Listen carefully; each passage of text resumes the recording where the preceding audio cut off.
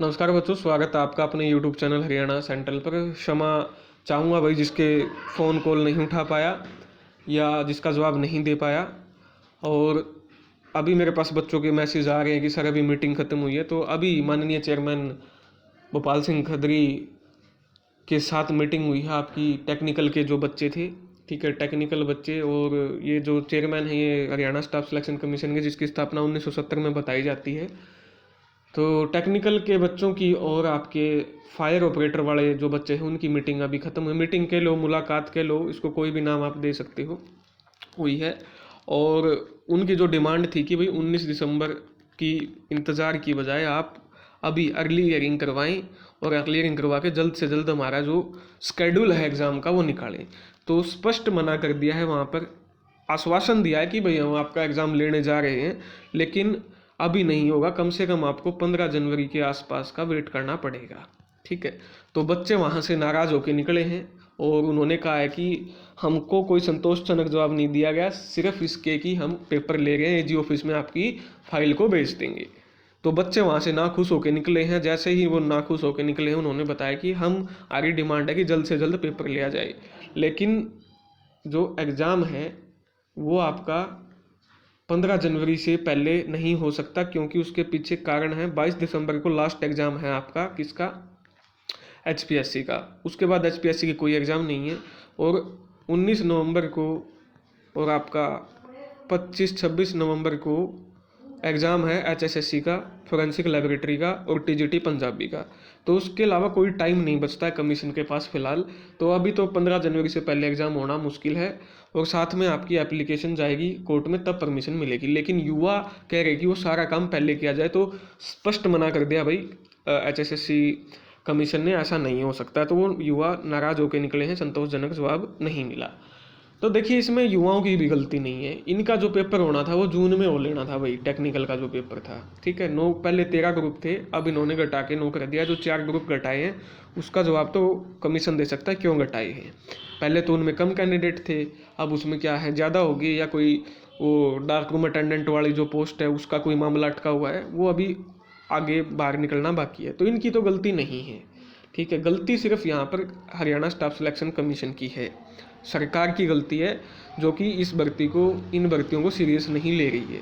Serious लेना चाहिए और इसका समाधान करना चाहिए। इसके दो ही समाधान हैं, ठीक है। सब मुझे नहीं, पूरे हरियाणा में आपको पता है कि भाई सारे हरियाणा के बच्चे को पता है कि इसके दो ही समाधान हैं, ठीक है। दो समाधान के अलावा कोई समाधान नहीं है। अगर ये दो समाधान कमीशन नहीं करता है तो चाहे इसको 2 साल अटका लो भर्ती को, चाहे 3 साल अटका लो, ठीक है। और अब बच्चों को डर सता रहा है कि राजस्थान चुनाव अगर विधानसभा आ गई तो समस्या भाजपा के यहाँ क्या रिएक्शन होगा।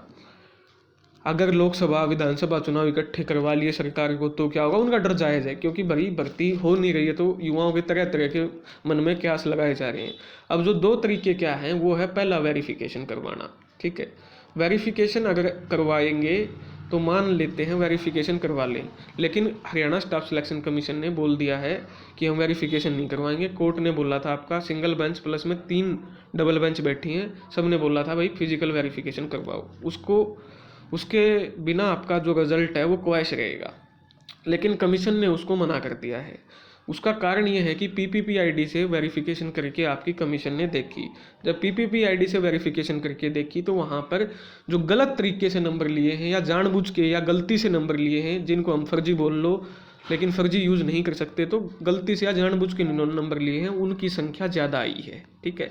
7800 तो 56-57 में है, उसके बाद उन्होंने 50-1000 की और वेरिफिकेशन की, तो वो डाटा ज़्यादा मिल रहा है, तो उन्होंने आगे वेरिफिकेशन नहीं की। तो इसके बेस पे अगर ये डाटा पब्लिक डोमेन में आता है या ये डाटा आपका कोर्ट में जाता है, तो जो आपकी भर्ती है और जो आपकी क्रेडिबिलिटी है सरकार की, उस पर सवाल उठेगा, पॉलिटिकल नुकसान होगा, जो कि सरकार या कमीशन चाहता नहीं है। और पीपीपी आईडी पे आपका क्वेश्चन मार्क उठेगा। पीपीपी आईडी पे पहले ही आपके विधानसभा पटल में काफ़ी सारे सबूत जा चुके हैं, और विपक्ष ने ज़बरदस्त मुद्दा बनाया हुआ है कि पीपीपी आईडी में बहुत सारी गड़बड़ियां हैं। तो ये इसलिए स्पष्ट मना कर दिया कमीशन ने कि हम वेरिफिकेशन नहीं करेंगे, इस मोड पे अब हम वेरिफिकेशन नहीं कर सकते। तो दूसरा जो रास्ता है वो क्या बचता है। दूसरा जो रास्ता है, जो सिंगल बेंच ने आपका सुझाया था, वो बचता है आपका सभी को एग्ज़ाम में बैठाना। सिंगल बेंच ने बोला था अगर आप वेरिफिकेशन नहीं करवा सकते तो सभी को एग्ज़ाम में बिठा लीजिए जितने बच्चे मौजूद हैं। तो सभी को एग्ज़ाम में बिठाने की जो अब एप्लीकेशन है वो आपकी जो कमीशन है वो डालेगा, ठीक है। अब वो एप्लीकेशन रिजेक्ट होगी या एक्सेप्ट होगी वो देखना है। अब उस एप्लीकेशन में क्या लिखा होगा, सिंगल बेंच ने बोला था सभी को, सभी का मतलब क्या होगा, 3,20,000 बच्चे जिन्होंने आपका मेंस का फॉर्म भरा है, सभी का मतलब ये है। सभी का मतलब इससे ना समझे कि केवल 9 ग्रुप को एग्जाम में बैठाया जाएगा, ना, सारे के सारे जो है 3,20,000 को उनको एग्जाम में बैठाया जाएगा। तभी जो रिजल्ट है वो क्या हो सकता है, आपका रिस्टोर हो सकता है। कोई ये सोच रहा हो कि 9 ग्रुप की परमिशन दे देंगे तो उससे रिजल्ट क्या हो जाएगा, आपका रिस्टोर हो जाएगा, ऐसा नहीं होने वाला है। आपको परमिशन किसकी लेनी पड़ेगी, 3,20,000 की लेनी पड़ेगी कि हम सभी को एग्जाम में बिठा रहे हैं, और उसकी जो शुरुआत है वो हम इन 9 ग्रुपों से कर रहे हैं। जैसा कि इन्होंने 4 महीने पहले कहा था, बुद्धू लौटकर घर को आए वाली कहावत चरितार्थ होती है यहाँ पे। तो सभी को एग्जाम को में बिठाना पड़ेगा 3,20,000 में। अब ये एग्जाम कितना देंगे, 1 लाख देंगे, 2 लाख देंगे, वो आगे की बात है। तो ये को मात्र ऑप्शन यहाँ पर बचता है, इसके अलावा कोई ऑप्शन नहीं है। चाहे कितना साम दंड भेद अपना लो, ऊंचा कूद लो, नीचा कूद लो, नून टक्कर मार लो, नून टक्कर मार लो, आंदोलन कर लो, प्रदर्शन कर लो, कुछ कर लो, सरकार को भी इस बात को समझना चाहिए, कमीशन को भी समझना चाहिए, एजी को भी समझना चाहिए, जिस बंदे ने यह पॉलिसी बना रखी है उसको भी समझना चाहिए, और मुख्यमंत्री के ओएसडी को और मुख्यमंत्री को खास तौर पे समझना चाहिए।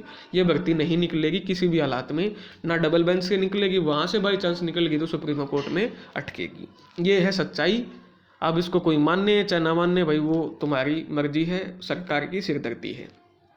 8 साल से MPSW की भर्ती नहीं निकली, तो हरियाणा सरकार को शर्म आनी चाहिए। 8 साल यानी लगभग इस कार्यकाल में भाजपा ने MPSW मेल की भर्ती नहीं निकाली है, ठीक है। 3500 सीटों पर युवा कोर्स करते हैं हर साल, यानी 3500 निकलते हैं। 3500 से 8 गुणा करेंगे, 8 0 8 5 40, 8 2 8 24, 28,000 कैंडिडेट आपके अब फौज खड़ी कर दिया MPSW मेल की।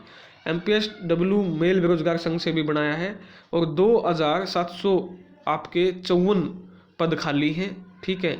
उसके मतलब इतने पद सभी के लिए थे, 514 पद खाली हैं, ठीक है। उसके बावजूद भी आपका विज्ञापन नहीं निकाला। ये कितने बड़े मतलब पोस्ट है, क्योंकि सारा जो तंत्र है आपका MPSW मेल ने संभाला था आपका कोविड-19 में। इन्हीं के बिना या आशा वर्कर के बिना हरियाणा का सिस्टम खत्म है बिल्कुल, ठीक है। तो सरकार अगर ये कोर्स बंद करना है तो कोर्स बंद कर दे, क्यों लाखों रुपए ऐंठ रही है। सरकारी तो एक ही जगह होती है, वो होती है रोहतक में, बाकी तो प्राइवेट करे हैं बच्चे, लाखों रुपए लगा रहे हैं। मुख्यमंत्री से मिल चुके हैं, स्वास्थ्य मंत्री से मिल चुके हैं, मुख्यमंत्री से मिल चुके हैं, शर्म आनी चाहिए सरकार को थोड़ी मोटी, ठीक है।